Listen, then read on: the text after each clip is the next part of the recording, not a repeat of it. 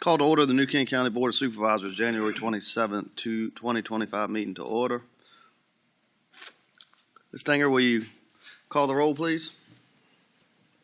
Mr. Evelyn? Here. Mr. Moyer? Here. Ms. Pearson? Here. Mr. Steers? Here. Ms. Stewart? Here. Hello, good morning, everyone. First item on the agenda is the briefing of the FY25 budget amendment. Public hearing scheduled for February 10th, 2025. Our financial director, Mr. Lawrence.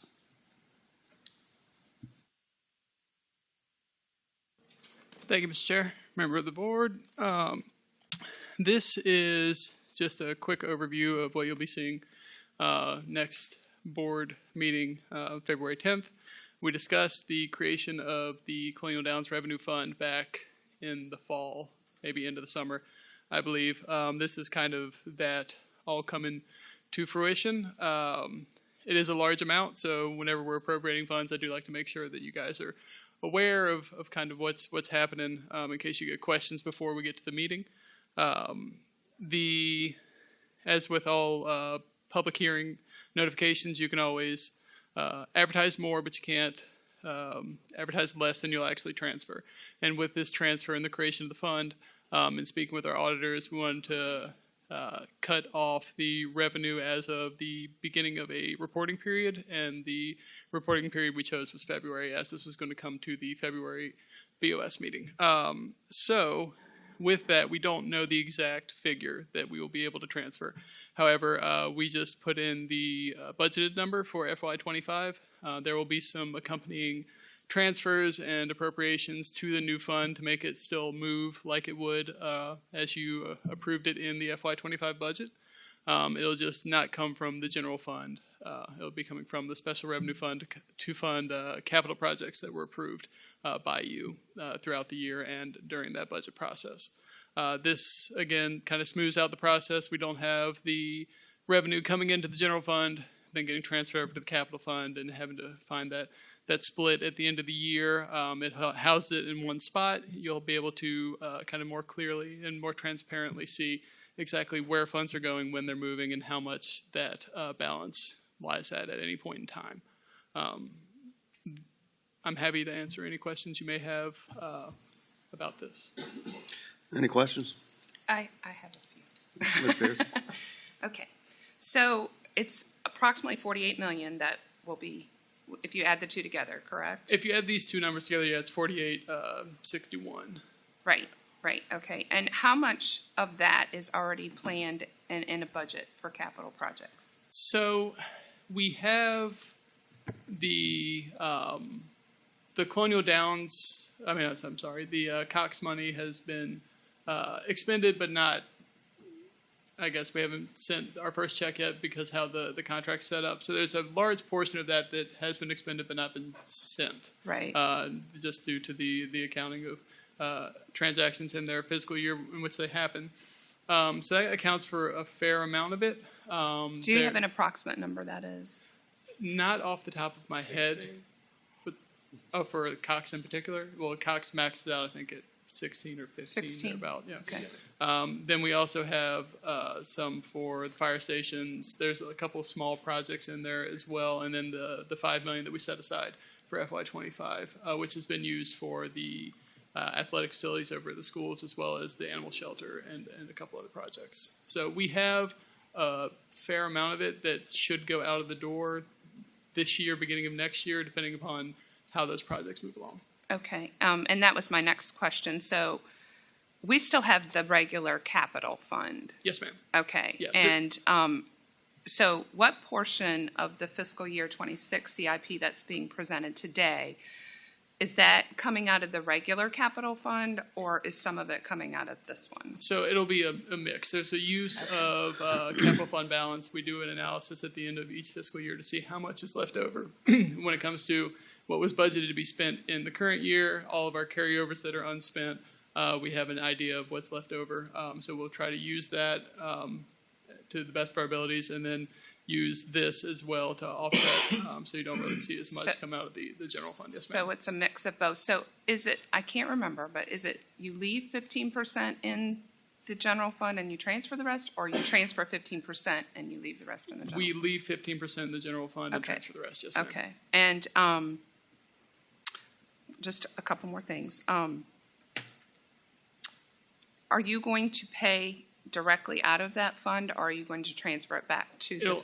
It'll only be transfers to where the funds occur, or where the expenses occur. So if there's something that is supported by Colonial Downs revenues that you've supported in the general fund, there'll be a transfer from the special revenue fund into the general fund, a direct one-to-one offset. Okay. Same with capital expenses. Okay, and do you foresee putting the revenue from Colonial Downs directly into that fund as it comes in, or Yes, ma'am. transferring it quarterly, or Yes, whatever? the plan is to switch it to all go directly into this fund, so it's all captured in one spot. Gotcha. Only thing that comes in is Colonial Downs revenue. Only thing that goes out is after expenses have occurred, we reimburse the fund in which they occur. Is it possible, like, at the beginning of the fiscal year, each year, that you could tell us how much is in that fund, or is extra that is not going to be spent on, so just so we can kind of have a running total of, Yes, ma'am. of how much is in there? Yeah, so we'll, similar to how we do the capital analysis now, we can look at what we budgeted in prior years, and when we do our capital carryovers, we'll know the transfer amount that we'll have to reappropriate essentially to finish off those projects if they weren't done in the current fiscal year, and then we can look at the budget amount that's to be transferred that was approved in the adopted budget, and then anything else that may come along that is approved as we go, and I can update you guys as often as you like. Yeah, that would be great, because with everything that's happening in the General Assembly right now with the Colonial Downs revenue, it would be nice to know, like, what the running total is that's in there, so that we know, kind of know where we stand. And when I come back to you guys in February, I'll have a more accurate figure for that, so you can know exactly where we stand for what's budgeted in the current year. Okay, Yep. great. Thank you. Mr. Chairman? Mr. Lawrence, when we say the Colonial Downs revenue, are we excluding meals tax, property tax, and sales tax? Yes, sir. This is only related to historic horse racing, Okay. off-track betting, all Very those good. things, that one specific revenue type. Okay, very good. Thank Yes, you. Anybody else? Thank you, Mr. Lawrence. Thank you.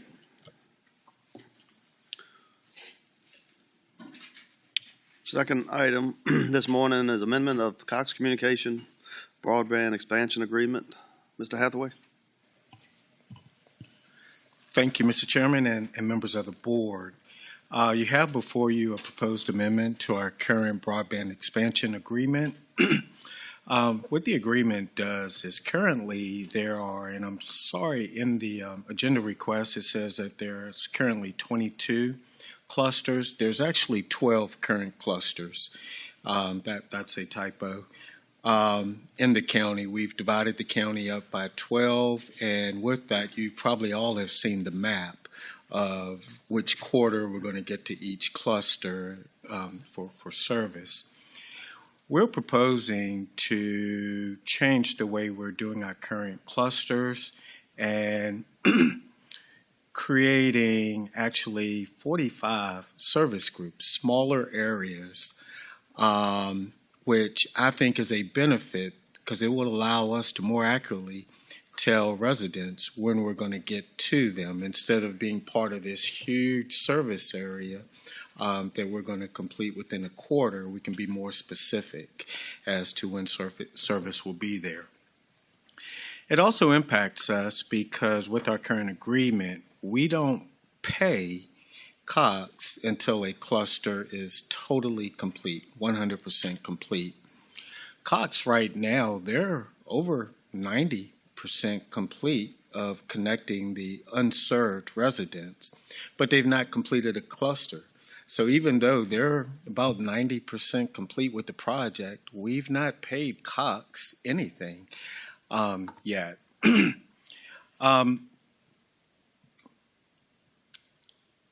And we're holding federal money as part of this project on our books that we have to constantly do reports for, ARPA funds. And it would be very good to start to release some of those funds, and it would just lessen the burden on staff for tracking and reporting of these dollars. And we're over 2 years into this project, and Cox hasn't received any payment from the county yet. So what we are proposing is to change the clusters into service groups so that we can better track progress and we can compensate Cox for what has already been complete. That is not changing in our agreement. Our agreement is set up that we only pay for what work has been done. That will stay the same. As I've mentioned, the progress of this project has been very good, ahead of schedule. They're over 90% complete with connecting the unserved. I believe their schedule is to be totally complete by the end of February. And they're a year ahead of schedule for upgrading their existing infrastructure. This project started in 2 phases. The first phase was to connect the unserved. The second phase was to upgrade the currently served to fiber optic service. And that second phase right now is projected to be 1 year ahead of schedule. So I am very pleased with the progress that's occurring so far. Be happy to answer any questions. And we have Aaron Rice here with Cox, if there's any questions of Cox. You can come up, Aaron, if you want. I'm sure it will be. Of those 22 small clusters, how many of those are complete? None. Of I mean, the original crutch? I'm sorry, the Right proposed now, 45. I looked, we did our last monthly report to this board in the first part of January, and there were 21 service groups complete. There were about 6,500 serviceable passings with fiber now throughout the project. And as Mr. Hathaway mentioned, we are making really good progress, and we do hope to complete the entire project, both unserved and overbuild, by the end of the calendar year. It does look like the Barhamsville area is 100% complete. Yes, though, the right? Barhamsville area, that was one of the priority clusters within the contract itself, and that is 100% complete. I think that was probably last year when that cluster was complete. But the way that the contract is written, we couldn't, through the ARPA guidelines, we couldn't really close it out and receive that payment. So that's what the amendment hopes to do. I can see that on these slides that are in the presentation. It was a bit odd, though, because it's the OLT 5 says it's 69% complete, but it's completely blue. That was my... And I could go back and look at that specifically. Like I said, that presentation, I believe, was from November. So we've had 2 more months of construction. And so I will work to update that information. And when we submit our February reporting, we will have that updated for you.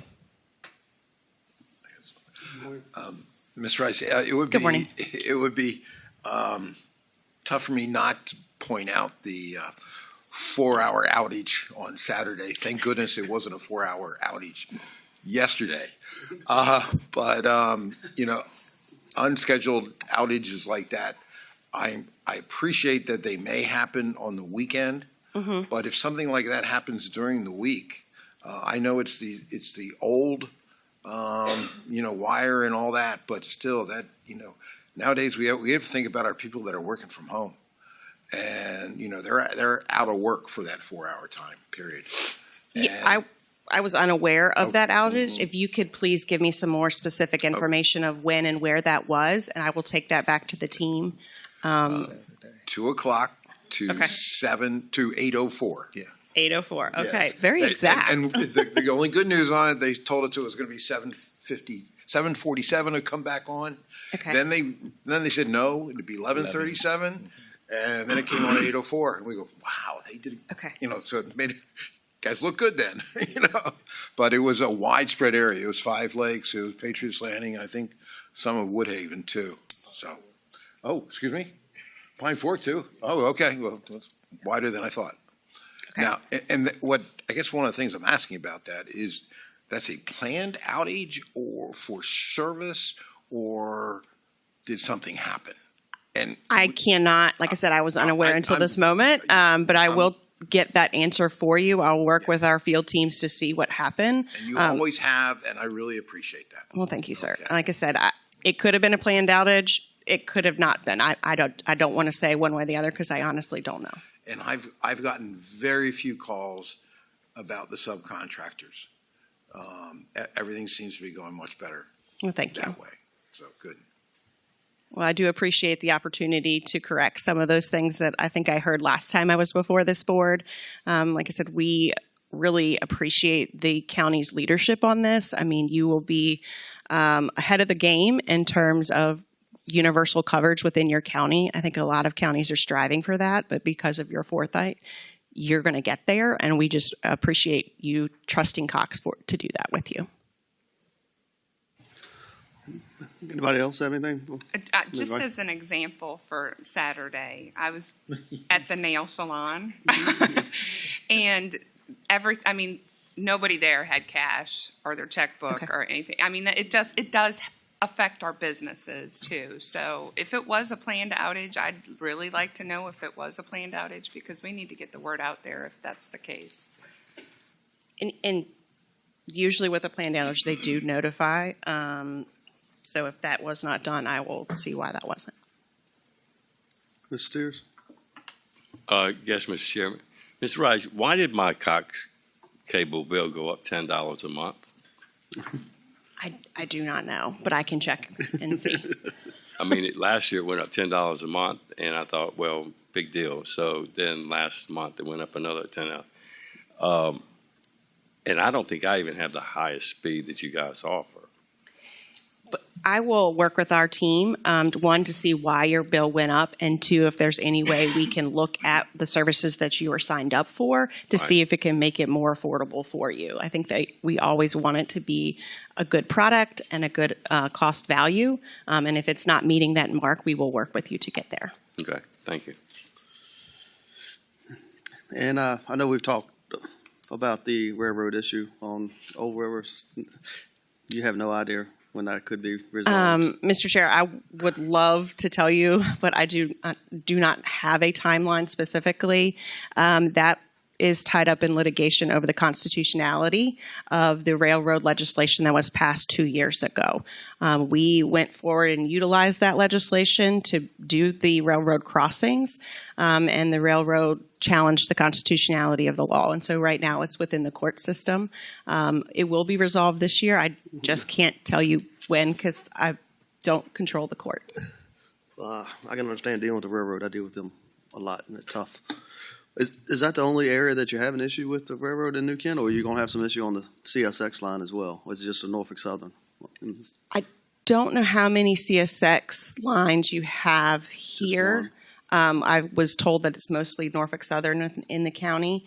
Yes, the CSX, it's just the railroads in general. But so I can't tell you specifically when will it be resolved, but when I do have a definitive answer, I will work with you and the county administrator to get that to you. Because I know that it's unfortunate for those residents that are tied up in this. Yeah. Thank you. Well, appreciate it. We've enjoyed working with you, and we do have a lot of happy customers now in New Kent because of the service. Okay. So, thank you. Mr. Chair, I do have a question for Mr. Lawrence on the AARP funds that we're holding. I can imagine that is a cumbersome thing to have to report. Do we have to pay interest on those? No, ma'am. So they are sitting just kind of, they've been obligated, which was the big deadline for January 1, 2025, is to make sure everything was obligated, but we've done that well in advance of me being here. So now it's just ensuring that we get a payment out equivalent to the funds, because we did 100% of our funds going directly to this project. So we want to make sure that the speed testing's done, everything else is done, and the funds are out the door before the federal government says, hey, have you spent all your funds? Sure. Right. I mean, that in itself is a reason to do this, honestly. But no interest, just some extra reporting and constant tracking and updating to make sure that we're staying within our regulations. Yes, ma'am.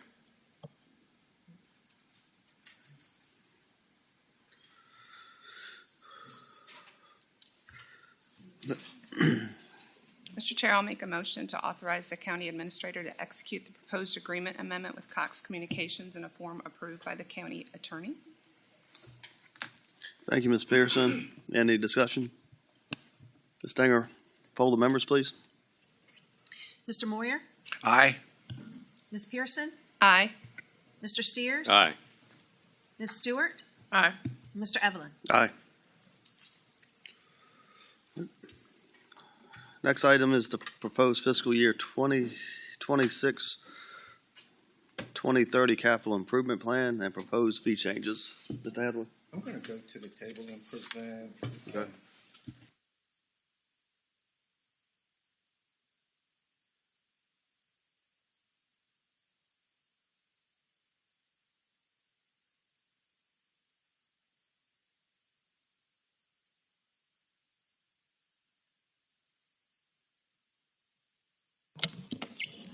All right. Thank you, Mr. Chairman and members of the board.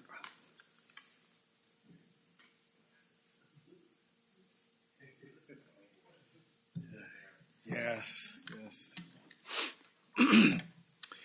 You have before you the proposed draft FY 2026-2030 capital improvement program. We began this process back in the fall with asking departments to submit their capital needs. Back when we got back from the holiday break, we met with every single department to discuss their request. I presented actually that was before the holiday, I presented the draft capital improvements program to the Planning Commission in December, and just last week at the Planning Commission's regular meeting, they conducted a public hearing, and after receiving public input, which I don't believe there was anybody that spoke, they made no changes to what was presented and forwarded that to you with a favorable recommendation. I'm going to focus today on the FY26 projects, but you all should have a packet before you. This packet includes copies of all of the department requests and the details so you can understand the reasoning, justification for those requests, and what is being requested. And at the beginning, there should be a foldable sheet table, which I will focus on. I believe that's 11 by 17. Summarizing all of the department requests, and I will briefly go through that table.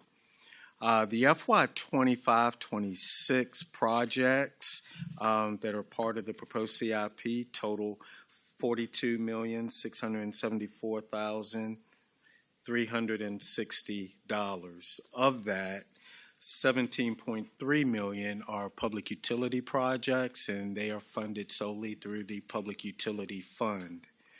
$25.3 million are funded through our capital fund balance, which is a big number, larger than previous budgets, but out of that $25 million, $10.2 million of that are CVTA funds, VDOT funds, Department of Aviation funds, and $2 million set aside of Colonial Downs funds.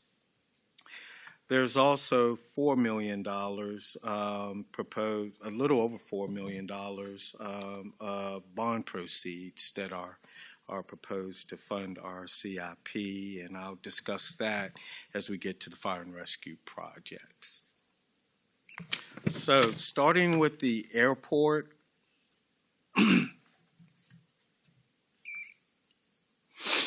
as you know, we've been working on the construction of hangars at the airport. We've done the design, engineering work. We are proposing $800,000 to go towards the construction, towards the site prep for the hangars at the airport. Of that, the impact on our fund balance is only $160,000, with the remainder coming from the Virginia Department of Aviation.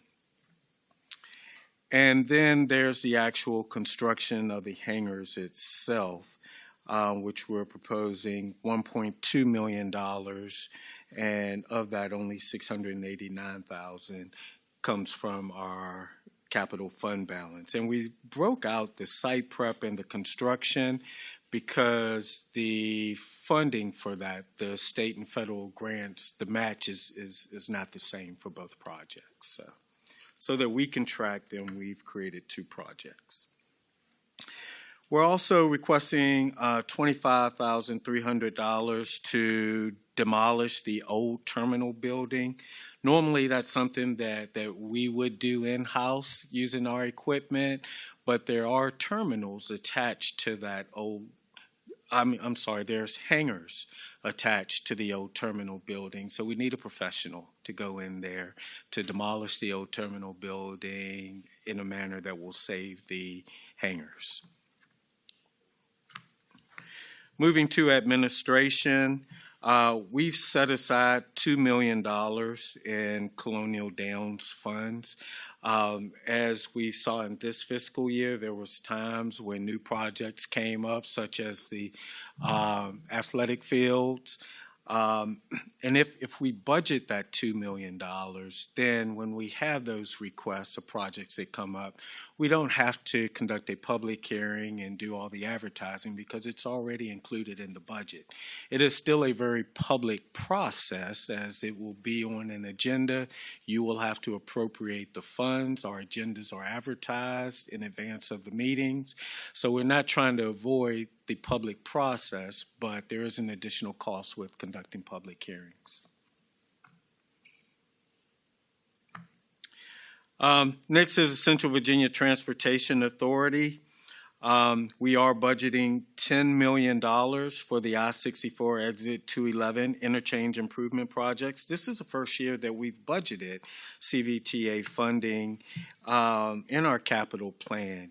A good reason for doing so is these are projects that we've applied for state funding with, and in order to be competitive with that state request, we have to show a commitment from the Board of Supervisors for matching funds. So therefore, we've included that in our capital improvement program.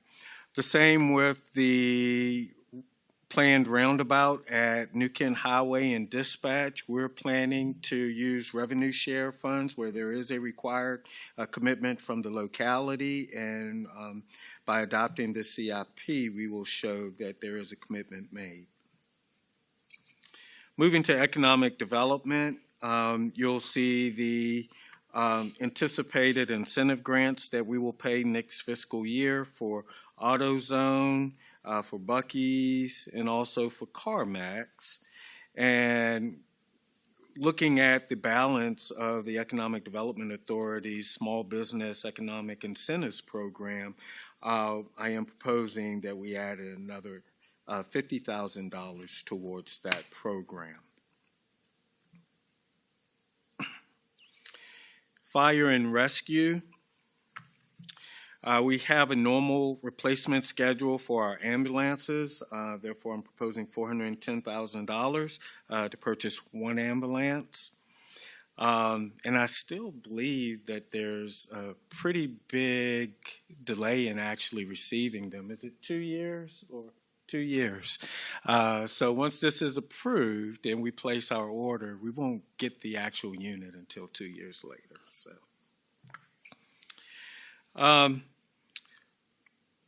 Next project being proposed is EMS equipment in the amount of $144,000. This is for the purchase of 6 mechanical CPR devices.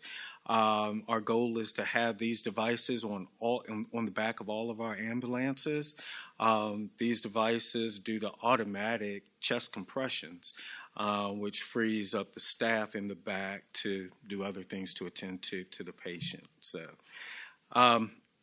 we've had very good success with the units that we currently have and feel that it would be a benefit to have them on all of our ambulances. Fire station access controls. We're looking at putting all of our fire stations on the same system for access. This is just for simple entry into our facilities, so that can be better controlled. New fire station number 2. I am proposing the replacement of the current Quinton fire station number 2 in the amount of $5.1 million. And to fund this, we currently have in excess of $4 million that we've borrowed for the renovation of the historic school. We've done the architectural designs for the historic school, and that's been estimated to be about $13 million. So we have nowhere near what we need to renovate the historic school at this point. We have a more pressing need for the replacement of fire station number 2, so I'm recommending that those funds be moved to the fire station number 2 project.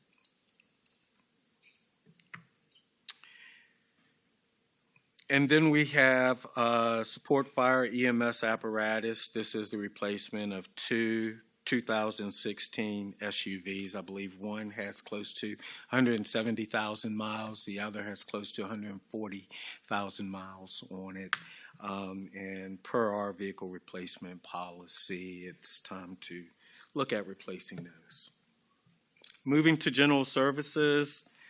Access control for the extension building and gymnasium. This is putting those buildings on the county's access control system. It will give us the ability to better manage events and groups that want to use those facilities, as far as we can program the locks to open at a certain time so groups can use that. And currently, a lot of groups do use our gymnasium and our Parks and Rec building, too, for meetings. We're also proposing $30,000. This is just for regular maintenance throughout the year for our county facilities when things arises. There's also some operating funding, too, that you'll see in the operating budget, but it's just for normal maintenance. There is a need to repair the roof at Fire Station 1. That facility's probably about 35 years old, and the roof needs some attention, and we've estimated the cost for that to be $50,000. The HVAC system at Fire Station 1 is also about 35 years old and has reached its life expectancy. So we've projected the cost to replace the HVAC system at Station 1 to be $80,000. Moving to information technology, $260,000 is proposed for server infrastructure improvements. And this is just the normal replacement of our servers. I believe we try to replace them every 5 years or as long as we can get a warranty for them. And we have some that are scheduled to be replaced. If you go down to the $200,000 for backup solution, actually this will be removed from our capital improvement request, because at your last meeting, you approved the purchase of this backup solution to occur this fiscal year. So we will remove that $200,000. We're also proposing $185,000 to purchase Microsoft 365, which Microsoft is pushing their commercial clients to their 365 product. Normally, we buy the individual Microsoft Word, Excel, and the packages, but you can't buy those anymore. Microsoft is moving to 365, so therefore we've estimated the amount of license that we would need. Moving to Parks and Recreation, $16,500 is needed to complete the required funding for the construction of a splash pad at Quinton Park. Last year, you approved $165,000 for the splash pad. There is an estimate, a quote in your packet, and we need another $16,500 to move forward with that project.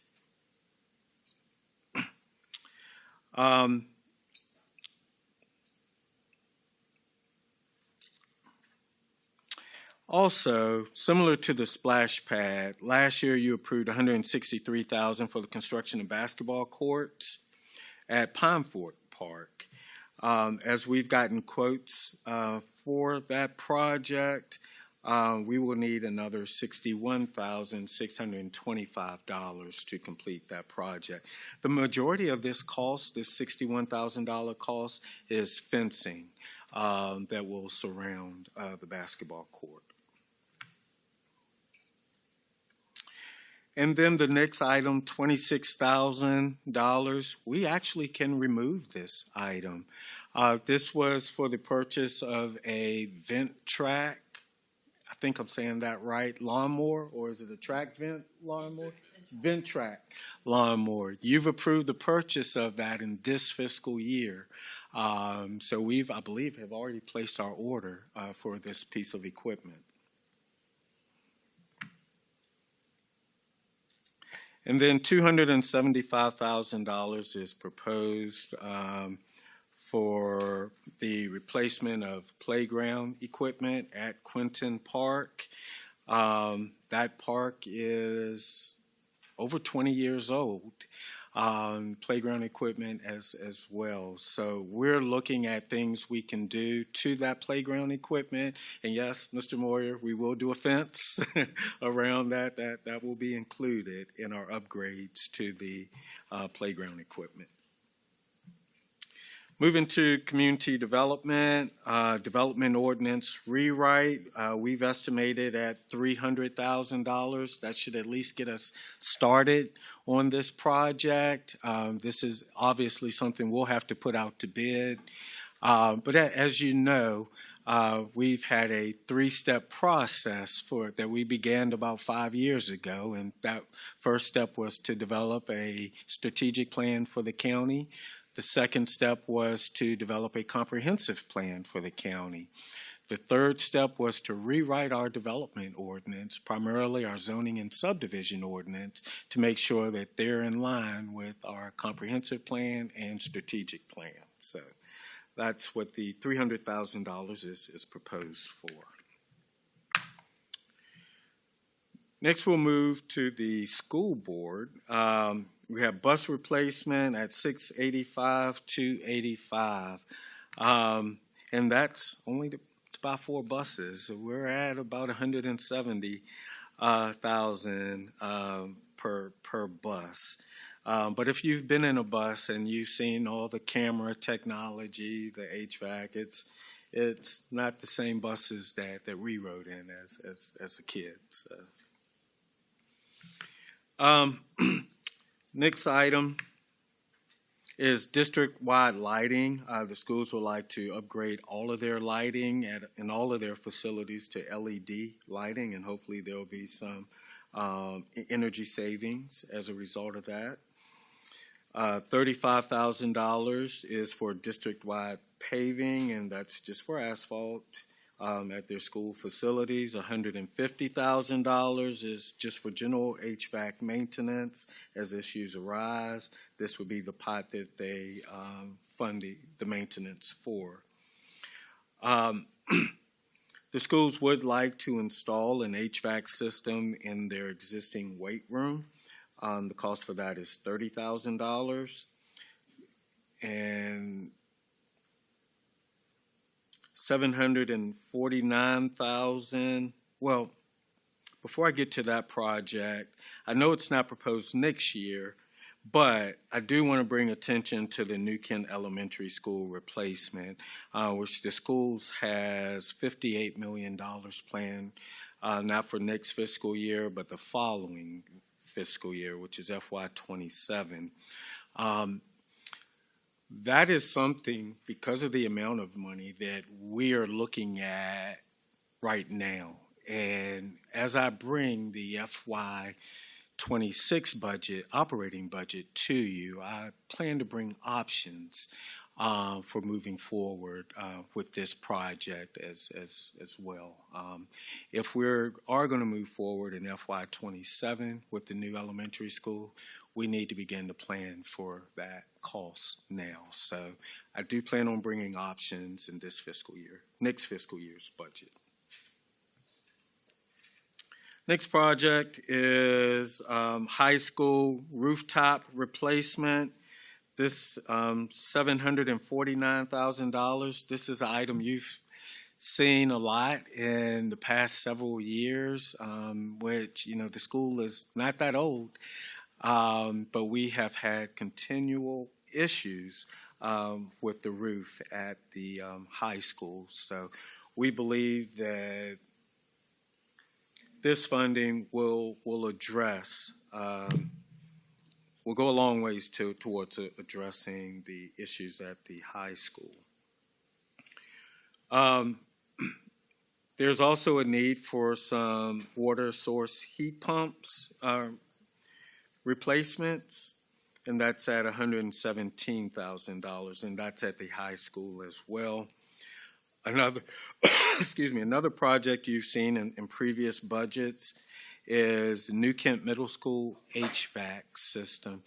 New Kent Middle School is constructed, I believe, with 35 separate HVAC systems. So the schools has been replacing them, utilizing a phased approach. They're down to the last systems now. 1.4 million is proposed, and after that is funded, that should complete the replacements of the middle school HVAC systems. And $30,000 is proposed to construct, I believe, out of an existing conference room and office at the transportation building, the vehicle maintenance facility. Also proposing $35,000 for general roof maintenance. We have a lot of flat roofs at our schools that need attention from time to time.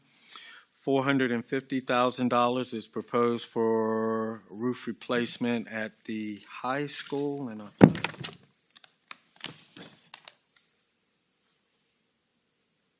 I'm sorry. The previous project that I discussed was the HVAC replacement at the high school. This is the funding for the roof replacement at the high school. And then next we have school vehicles. These are non-bus vehicles, $99,000, and this is mainly for the transport of children to alternative schools and some transports to our schools that cannot ride our school bus. $35,000 is proposed for school improvements, and this is just normal maintenance and painting, the work that's done during the summer to get the schools ready for the next school year. This is the line item that work is pulled from. And the last project for schools is $20,000 to seal the tennis courts at the high school. I believe the tennis courts are over 10 years old now, or about 10 years old. I'm trying to, maybe 2017, 18 maybe. But it is time, this is asphalt. Asphalt needs regular maintenance, and this is not replacing, it's just sealing the existing asphalt at the tennis courts. Next project, next department is Sheriff's Office. They have several projects. One is the upgrade of our radios in the amount of $500,000 is being proposed. The actual cost is estimated at $750,000. I believe that there'll be savings from our Fire Station 6 and our animal shelter project that we could put towards the replacement of our radios. Therefore, I'm proposing $500,000 from capital funds to go towards this project. $36,600 to replace ballistic helmets used by the Sheriff's Department. They actually have a shelf life, and we have some helmets that will be reaching the shelf life next fiscal year. $39,095 are for the purchase of firearm suppressors. $68,400 I am recommending for the purchase of a mobile security trailer. 4 units were requested at $273,000. I'm recommending that we start with the purchase of 1 and then assess the need from the utilization of that first purchase.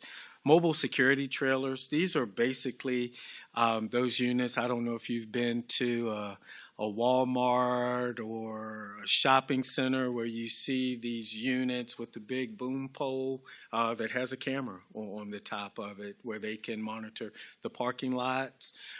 This is being requested. We feel that it would be helpful for events. It would allow us to park that at big festivals and events and monitor the activities there. And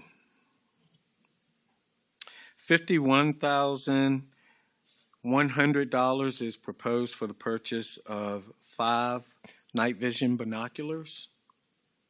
And that completes the Sheriff's Office request. Moving to voter registration, they have requested $48,000 for the replacement of their electronic poll books, which is pretty much a laptop and their software that goes with it. We have 11 precincts, so they are requesting, I believe, 13 poll books to give themselves 2 spares. And the cost of that is $48,000. Moving to vehicle replacements, the Commissioner of Revenue has requested a new vehicle for one of the assessors.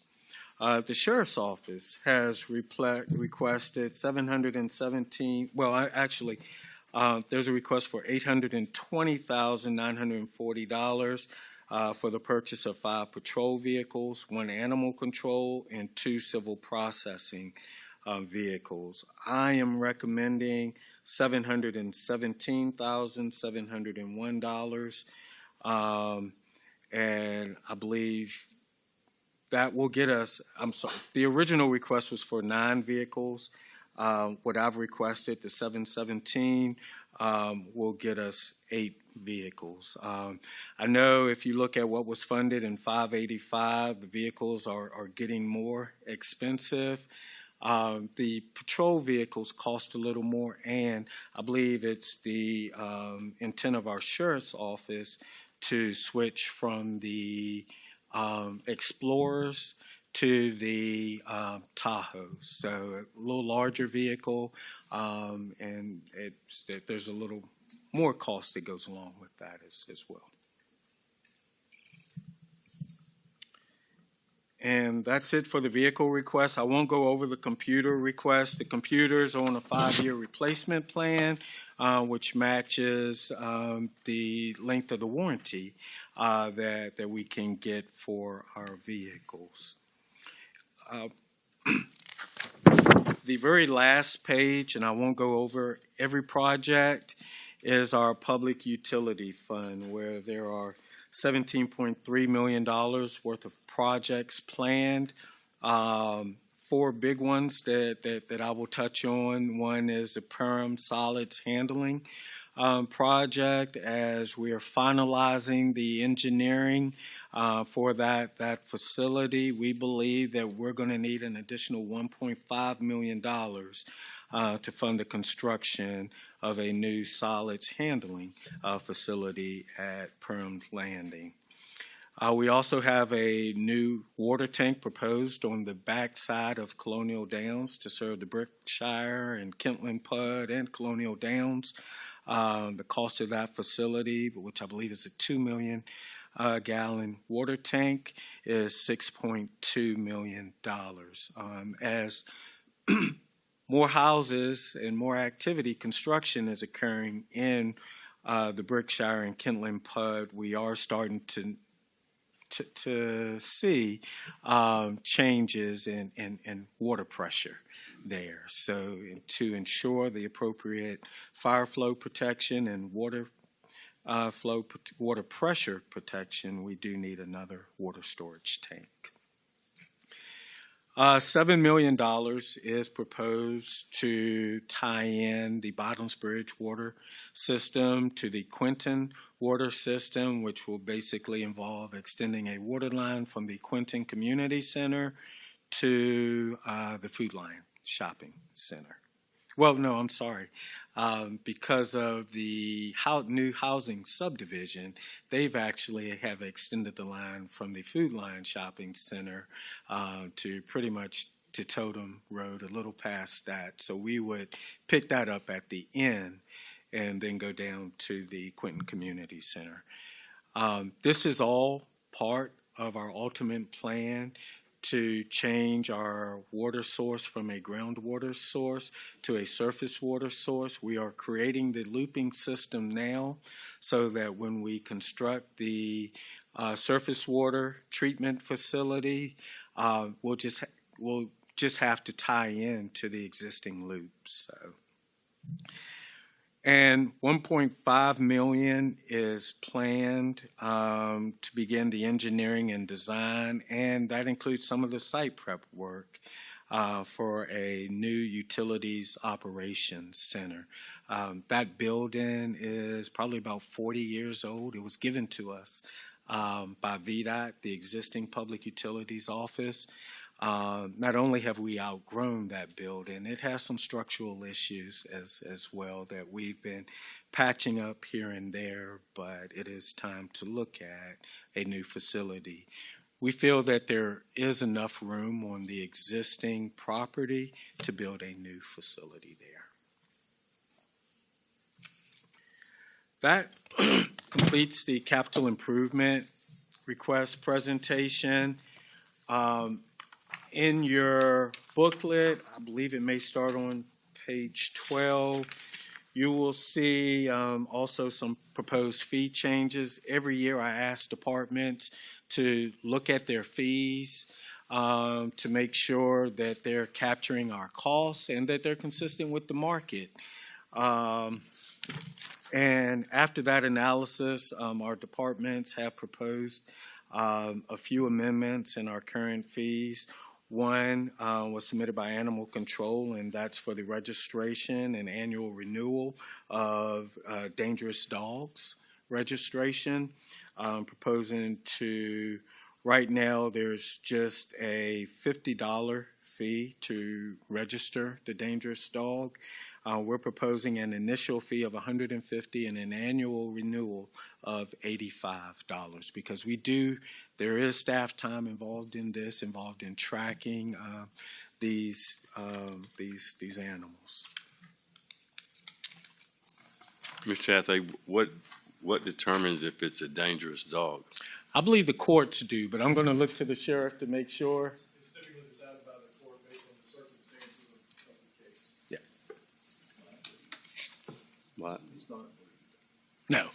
No, I mean, I've seen little chihuahuas that were pretty dangerous, you know. And we may have some. Yeah. Also, we've looked at our fees for our private events. We charge an hourly fee for those personnel that are required to attend those private events. We are looking at increasing those hourly fees so that we not only capture our staff salary costs, but we capture our overhead costs as well. You know, when these staffs are there, a lot of times there's an ambulance running, a fire engine running, we're burning gas. So this is really an attempt to capture more of our overhead costs for private events. Mr. Hathaway, Yes. that's not a cost to our citizens. That's a cost to businesses that hire, right? I just wanted That's to why clarify we're that. Yeah. proposing to increase our fees to ensure that our citizens aren't paying Right. that and that our businesses are capturing that full. clarify that. Yes, yes. There's an emergency response fee for individuals convicted of operating a vehicle while intoxicated. We're proposing a significant increase, but that's a significant offense. So we're proposing to increase the $250 fee to $2,500. And it's only for emergency responses where the individual has been deemed to be intoxicated. Mr. Hathaway, Yes. how is that fee collected? A lot of times through the insurance companies. We bill the insurance companies. We do bill the owner too, but I believe for New Kent County residents, we're kind of passive on the collection. I don't want to say that out loud, but Let's say, well, I mean, I think that brings up an important point. If this is really a serious issue, voting while drunk, whether you live in New Kent or not, I would suggest and if we're willing to increase it 10 times, I would say we aggressively collect it if it's that important. That's a good point. Okay. We're also looking at increasing our outside agency permit fee from $100 to $500. These are for emergency agencies that are not New Kent but operate in New Kent. They actually have to get a permit from our fire and rescue department to provide emergency services in the county. A good example is VCU. They have their own private company that do transport. They're required to get a permit from us, and we are looking at increasing that fee. I have a question about that, Mr. Yes. Hathaway. Is this transport, like VCU Health, taking people from our facility here to downtown? Yes. Is that, Yes. and do we do any of that, or is it all on there? I think it's all on there. We do emergency, so if it's a higher level of care that they need to transport down, and they only have a low level of care, and it's emergency, like a STEMI or a stroke patient, we'll take that down, we'll treat that as a true emergency.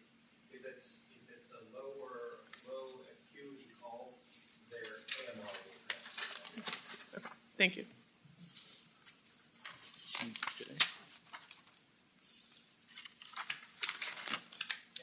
for the record, when they first opened, we did it all, and it was too much for us to handle. And I'm sorry, I got this mixed up. What I previously mentioned as far as the deputy fire marshal, assistant fire marshal, those fees, those are a cost recovery for emergency response. So this is what we bill the residents and the insurance agencies for providing emergency services. And on the following page, you'll see what's being proposed for the private events for staffing. So. And then we'll move to our public utility fees. We are proposing new fees for hydrant testing and plan reviews for major utility assets and inspections. These are items, really we're just covering our costs. These are items that we pretty much that we primarily use our consultants for. The review of new pump stations, Arcadis performs those reviews. Definitely there's a charge for that, so we are capturing those costs to review those facilities. And then there's a plan review fee increase. Currently, it's 50 cents per linear foot of pipe. We're proposing to increase that 50 cents to 75 cents. And I believe that completes the proposed fee changes. And that completes my presentation. I'd be happy to answer any questions. Thank you, Mr. Hathaway. Is any have any questions? We just got this today, so a lot of information to go through, and I'm sure it's going to be a lot of questions. Mr. Moore? I've had a little bit of benefit. I've seen this presentation a couple times already with the Planning Commission. These are some questions I've had, and I've had some citizens ask. One is that minimum usage rate that's charged to a customer for water. Has anybody done any kind of studying on that to see if that 6,000 gallon, 0 to 6,000 gallon is a good use for minimum? Because I have there's a lot of people that do not have permanent residents that get charged the minimum and may not use hardly any water at all. And I do understand there should be a cost just to have that service to their building, but also then people that may be on deployment or something like that are getting charged a cost that may be a little high. Should we lower that to, or increase it to 10,000 or something like that? Just the question for Mr. Lang. Maybe he could look in that. We can definitely look at that. This is a good time to look at it because we're working with Davenport now. They're in the process of doing the performer for the utility system as a whole. So we can definitely look at that now and have some type of indication of how that. I don't know how many people this is involved with that do the minimum, but I could see that some people because that minimum on a normal usage, I guess, is about $100 every 2 months, and depending on what size meter they have, I guess. Want me to keep going? You mentioned the elementary school on next year's budget for the capital improvement. I'll bring it up. The courtyard would be, the courthouse would be something that we would look at in another year, because I didn't see that in it anywhere on the budget. What will, more than likely, if the board was to move forward with the courthouse, that would be an FY27 project. 27, okay. What we will do in the operation budget for FY26, I will present options to you to fund the two projects. Okay. And we can make a decision of whether or not we want to move forward. If we do want to move forward, then next fiscal year we'll include the courthouse. And since I got the mic, an explanation, at least by me, for the CVTA money is that it is not come from taxpayers' money. It comes from a 7-cent tax on gasoline that's purchased in New Kent. And it's a 0.7 cents on sales tax. Yes. So whatever's being spent in that CVTA comes from, hopefully, especially in the future when we have a large gas station maybe opening up, 90% of it may be coming from people outside of the community. But as I've said before, I do suggest that we buy our gas in New Kent, please. Yes. Anybody else have any I questions? just, Mr. Hathaway, most of these that are not funded, the departments just push them forward they don't get forgotten about. Right. Okay. They don't. And, for some, we've pushed in out years. Right. There were a couple of projects that were requested that I just didn't think was a need. But you'll see in the columns where they requested it, but you won't see it in an out year because I didn't think there was a need. But yeah. And I guess, and it looks like Parks and Rec took the biggest cut for this year, for fiscal year 26. And a lot of that had to do with Pine Fork Park. I just wanted to make sure that that's going to go forward and not be forgotten about. Yes, Since it is in District 3. Yes. And speaking of that, you'll see that there was a project, some big projects. One to expand the parking at Pine Fork Park. I do believe that is a need. Hopefully, we can address that in FY27. If you've been to Pine Fork Park on a weekend, you would see how busy that facility is. So.